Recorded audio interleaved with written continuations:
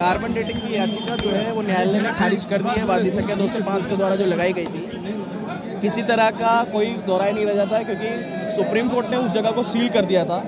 इसके चलते इस याचिका को खारिज किया गया है, क्योंकि न्यायालय का कहना है कि जब सुप्रीम कोर्ट के आदेश से उसे सील कर दिया गया है, ऐसे में किसी तरह की कोई टिप्पणी करना, कोई न्यायालय का आदेश देना जिससे कोई जांच हो या नुकसान किसी क्षति का संभावना बने, वो बिल्कुल अनुचित होगा। इस कारण से इसको डिसमिस किया गया। क्या लगता है आगे का क्या रुख रहेगा आप लोगों का? या वादी संख्या 205 की तरफ से अपील होती है, क्या होता है उनका डिसीजन है। एक साइंटिफिक इन्वेस्टिगेशन की जो डिमांड है वो सही समय पर सही तरीके से सही एप्लीकेशन और आर्गुमेंट के साथ में राखी सिंह की तरफ से रखी जाएगी। आप लोग सुप्रीम कोर्ट के ऑर्डर का वायलेशन है।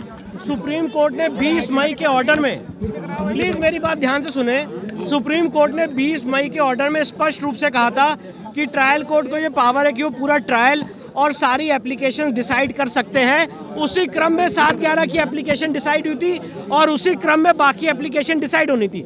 इस मांग को लेके हम उसके बाद सुप्रीम कोर्ट भी कहते और सुप्रीम कोर्ट ने कहा कि नहीं, साइंटिफिक इन्वेस्टिगेशन की मांग आप ट्रायल कोर्ट में करिए, और ट्रायल कोर्ट में इसीलिए आज हम आए। तो इस ऑर्डर में सबसे बड़ी गलती ये है कि इन्होंने सुप्रीम कोर्ट के 20 मई के ऑर्डर का अनदेखी की है, उसको नहीं अप्रिशिएट किया है, और दूसरा इस बात को अप्रिशिएट नहीं किया कि हम इस मांग को लेकर सुप्रीम कोर्ट गए थे और सुप्रीम कोर्ट ने हमें ये डायरेक्ट किया था कि आप इसको ट्रायल कोर्ट में दोबारा रेस करिए, और ट्रायल कोर्ट आज कह रहा है कि हम कर नहीं सकते क्योंकि सुप्रीम कोर्ट ने इस एरिया को सील कर रखा है। तो इस ऑर्डर को मैं आपके सामने स्टेटमेंट देना चाहता हूँ, इस ऑर्डर को हम सुप्रीम कोर्ट में चुनौती देंगे। में कोई झटके वाला शब्द नहीं होता है, हम अपनी मांग को लेकर अटल है, ये हमारा संघर्ष है और हमारा संघर्ष जारी रहेगा। हम लोग वो लोग हैं जो जीत में खुश नहीं होते और हार में दुखी नहीं होते।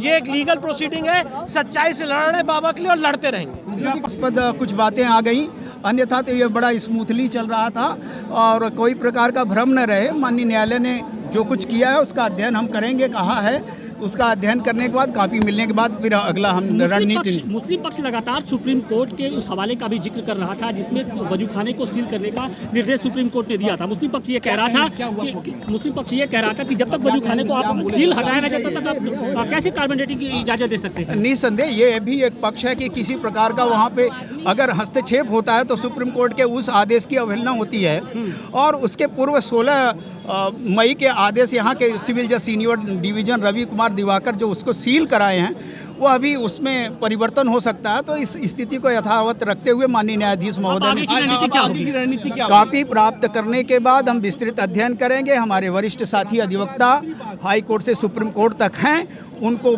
विमर्श करेंगे और फिर इस पक्ष को किस तरह से वैज्ञानिक ढंग से हम अपनी बात रख सकते हैं। ये क्योंकि कोई समाज विज्ञान के बिना नहीं चल सकता है, केवल आस्था के नाम पे नहीं चल सकता है, तो उसका वैज्ञानिक आधार भी हम तैयार करेंगे और उसके बाद हम अगली गतिविधि अपनाएंगे। संभव है कि हाई कोर्ट सुप्रीम कोर्ट का भी मार्ग हमारे।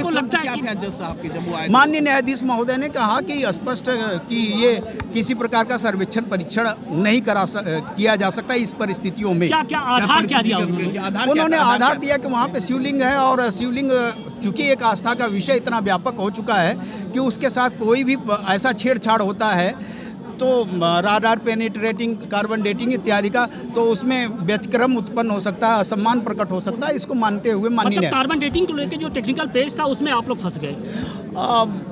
ये आप कह सकते हैं, लेकिन इसको तो हम नहीं मानते हैं और इसको हम अध्ययन करने के बाद अब देखते हैं माननीय न्यायाधीश का क्या आदेश है, उस पर कार्रवाई करेंगे।